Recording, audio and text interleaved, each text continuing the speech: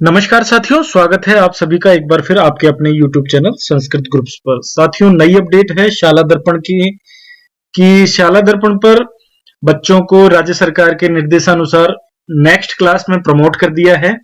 कक्षा 10th और 12th को छोड़ करके 1 से 8, 9वीं और 11वीं को प्रमोट करने के साथ साथ उनका जो कक्षा क्रमोन्नति प्रमाण पत्र है वो भी शाला दर्पण पर उसका सिस्टम आ गया है, उसका टैब आ गया है। आप उस विकल्प पर जाकर के सभी बच्चों के कक्षा 1 से 8, कक्षा 9 और 11 सभी बच्चों के जो कक्षा क्रमोन्नति प्रमाण पत्र है वो डाउनलोड कर लेंगे। लेकिन कुछ समस्याएं साथियों ने कमेंट बॉक्स में जो प्रस्तुत की थी उनको लेकर के और अपडेट के साथ ये वीडियो है, ध्यान से देखिएगा, लास्ट तक देखिएगा ताकि सारे आपको रिजल्ट से रिलेटेड जो भी आपकी शंकाएं थी, जो भी समस्याएं थी, उनका समाधान मैं इस वीडियो के माध्यम से आपको बता सकूं। तो साथियों, पहली समस्या तो ये आ रही थी कि शाला दर्पण पोर्टल पर सभी बच्चों को प्रमोट कर दिया गया। अब कुछ बच्चे ऐसे थे जिनका नाम शाला दर्पण से पृथक किया जाना था, लेकिन रिकॉर्डली तो उनका नाम पृथक कर दिया था, लेकिन शाला दर्पण पर उन बच्चों का नाम हम पृथक नहीं कर पाए। जो हो सकता है लंबे समय से अनुपस्थित थे या हो सकता है कहीं अन्यत्र अध्ययनरत हो गए थे, लेकिन उनका नाम शाला दर्पण से पृथक नहीं कर पाए। ठीक है, तो अब हुआ क्या कि वो बच्चे भी नेक्स्ट क्लास में प्रमोट हो गए। अब जब उनकी टीसी जनरेट करने की बारी आएगी तो उनको टीसी नेक्स्ट क्लास की मिलेगी। ठीक है, तो ये थोड़ा सा टेक्निकल एक इशू आ रहा था जो शिक्षक बंधुओं के सामने। तो उन्होंने बताया था कि वापस इनको पुरानी क्लास में भेजना हो तो क्या किया जाएगा। दूसरा, जो कि पिछले सत्र भी समस्या आई थी कि अधिकांश अभिभावक गण के अनुरोध पर, उनके प्रार्थना पत्र पर बच्चे को उसी कक्षा में वापस रिपीट अध्ययन करवाया गया था अभिभावकों के अनुरोध पर। ठीक है, तो वापस बच्चे को पिछली क्लास में कैसे ऑनलाइन रिवर्ट किया जाएगा। ठीक है, इसके अलावा कुछ साथियों ने बताया कि उनके द्वारा जब कक्षा क्रमोन्नति प्रमाण पत्र डाउनलोड किए जा रहे हैं तो किसी के माता के नाम में, किसी के पिता के नाम में, किसी की जन्म तिथि में कहीं कोई करेक्शन अपेक्षित है। ठीक है, तो ये सारा सब कुछ कैसे करेंगे, ये हम चलते हैं सीधे इस वीडियो में और लाइव देखने का प्रयास करते हैं। ठीक है, तो आपको अपने मोबाइल या कंप्यूटर का जो इंटरनेट कनेक्शन है वो स्टार्ट करके और जो आपका इंटरनेट ब्राउजर है वो आप ओपन कर लें। तो आपको इंटरनेट ब्राउजर में जाकर के शाला दर्पण की ऑफिशियल वेबसाइट है rajshaladarpan.nic.in ओपन कर लेना है। यहां लॉगिन पर क्लिक करके और अब स्कूल लॉगिन के लिए हमें आगे चलना है। ठीक है, तो लॉगिन पर आपको क्लिक करना रहता है। सभी को ये प्रोसीजर नॉर्मली ध्यान है। यहां आपको यूजर नेम स्कूल का डालना है, पासवर्ड डालना है, कैप्चा डालना है और लॉगिन पर क्लिक कर लेना है। शाला दर्पण पर स्कूल लॉगिन पर आपको लॉगिन कर लेना है। आपके स्कूल का होम पेज सामने आ जाएगा। सबसे पहले बात करते हैं हम बच्चों को वापस रिवर्स उसी क्लास में, चाहे गार्जियंस की रिक्वेस्ट के आधार पर हो।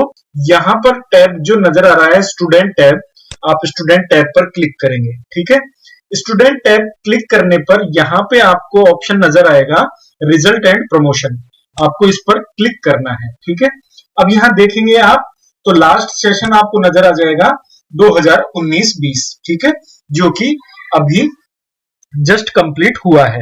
आपको इस पर क्लिक करना है 19-20 पर, क्योंकि वर्तमान में स्टार्ट हो गया है 2020-21। तो 19-20 पर आप क्लिक कर लेंगे। अब यहां पर जिस क्लास के बच्चे की बात है आपको लिस्ट में से उस क्लास को यहाँ सेलेक्ट कर लेना है। जैसे मैंने यहाँ क्लास फर्स्ट को सेलेक्ट किया। किया, इसका जो भी सेक्शन है वो यहां पर मैंने सिलेक्ट करके गो पर क्लिक कर दिया। तो कक्षा 1 के जितने भी बच्चे हैं उनकी मेरे पास पूरी लिस्ट यहाँ ओपन हो जाएगी। अब इस लिस्ट में आप देखें तो एसआर नंबर है, सीरियल नंबर है, नेम है, एग्जाम रिजल्ट है और जिस क्लास में उनको प्रमोट किया गया वो है। आपको करना क्या है कि जिस भी बालक को आपको वापस रिवर्ट करना है तो उसका ये जो ऑप्शन है ये अब स्टार्ट हो गया है, ये लास्ट ईयर भी था कि आपको यहां पर 3 विकल्प देंगे। एक तो है प्रमोट, जो कि ऑलरेडी शाला दर्पण टीम ने कर दिया है, सभी को प्रमोट कर दिया है, इसीलिए वो आपके सामने 2A में नजर आ रहा है। अब आप इसे वापस रिपीट रिक्वेस्ट करना चाहते हैं, यानी उसी क्लास में, यानी फर्स्ट से प्रमोट होके सेकंड में गया था, लेकिन आप इसे वापस फर्स्ट क्लास में रखना चाहते हैं, तो आप रिपीट रिक्वेस्ट पर यहां सिलेक्ट करेंगे। ठीक है, सिलेक्ट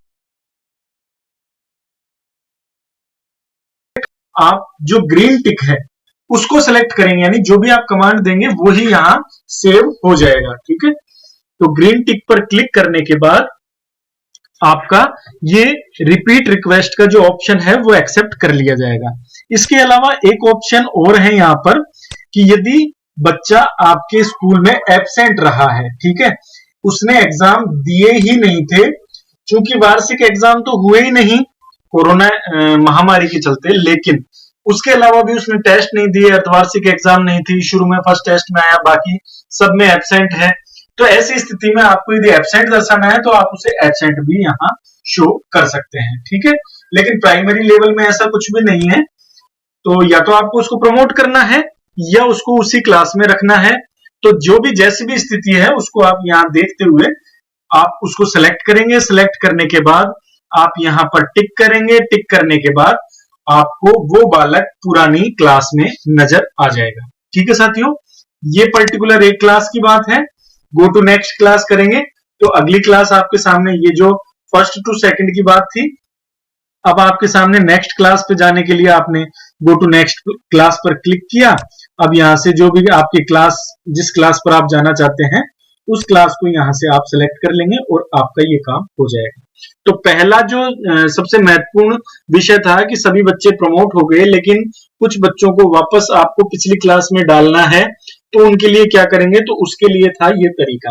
दूसरा तरीका साथियों, जो समस्या आ रही थी कि हम जब रिजल्ट में जाते हैं, रिजल्ट में जाने के बाद रिजल्ट रिपोर्ट में जाते हैं, और रिजल्ट रिपोर्ट में जाने के बाद यहाँ पर जो पासिंग सर्टिफिकेट हम डाउनलोड कर रहे हैं, तो पहले कुछ साथियों ने बताया था कि पीएस और यूपीएस लेवल के स्कूल में प्रॉब्लम आ रही है, तो शायद अब ये समस्या आपकी समाप्त हो गई होगी, क्योंकि ये देखिए प्राइमरी लेवल के स्कूल में आपको ये ऑप्शन स्टार्ट होता नजर आ रहा है। सत्र दिखेगा, क्लास दिखेगी, आप लिस्ट में से क्लास भी सिलेक्ट कर सकते हैं। ठीक है, तो यहाँ आपको क्लास दिख जाएगी। क्लास के बाद आप जब सेक्शन पे बढ़ेंगे तो आपको सेक्शन भी यहाँ मिल जाएगा। मैंने सेक्शन सिलेक्ट किया एंड गो पर आप क्लिक कर दें। जैसे गो पर क्लिक करेंगे तो यहाँ देखिए व्यू एंड प्रिंट सर्टिफिकेट है, आप व्यू एंड प्रिंट सर्टिफिकेट पर भी चलिए, तो इस पर्टिकुलर जो बच्चा है इसका सर्टिफिकेट आपके सामने यहाँ पर ओपन हो जाएगा। ये देखिए, और कॉर्नर में जो प्रिंट का आइकन है, प्रिंट के आइकन पर आप क्लिक करके इसको प्रिंट कर सकते हैं। अब समस्या क्या आ रही है कि किसी बच्चे का यहाँ पर नाम गलत है, किसी का एसआर नंबर गलत है, किसी के माता का नाम गलत है, किसी के पिता का नाम गलत है, किसी की डेट ऑफ बर्थ गलत है। तो इन गलतियों का सुधार आपको यहाँ नहीं करना है, क्योंकि यहाँ पर आपको वो सुधार नहीं होगा।